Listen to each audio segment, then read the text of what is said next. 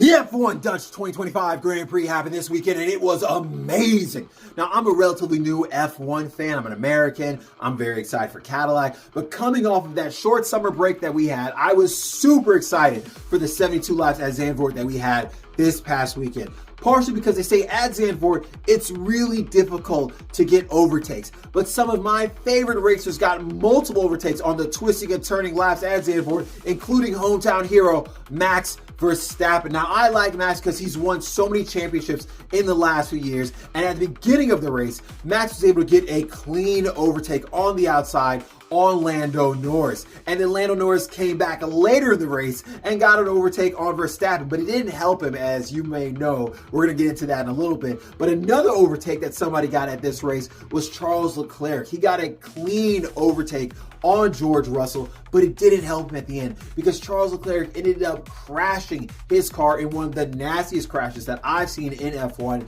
this season at least. And he almost caused a pileup as another racer came down the line and he didn't even see Charles Leclerc on the road and he nearly crashed into him.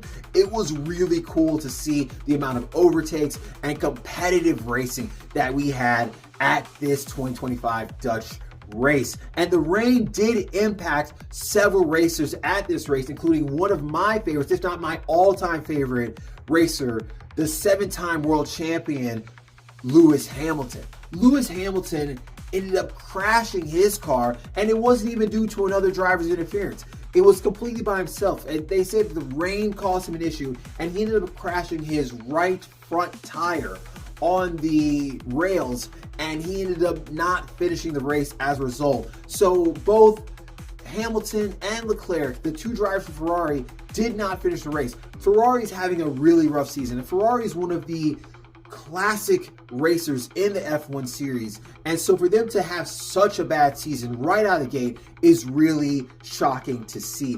Someone else who had a difficult time this race was Carlos Sainz, who got a penalty coming up the slipstream, and it seemed ridiculous because he barely touched tires with the racer whose tire they touched. And it seemed ridiculous. He said it in the car that it was ridiculous that he got a penalty for that. I think it was a 10-second penalty he got for that, and it seemed ridiculous. And Lando Norris, as we alluded to earlier, ended up not finishing because he had a fire start in his car. Now, I don't know if it was a fire. He mentioned that he said he thought it was a fire when he was inside the car. It didn't smell great, so he ended up pulling over and not finishing this race.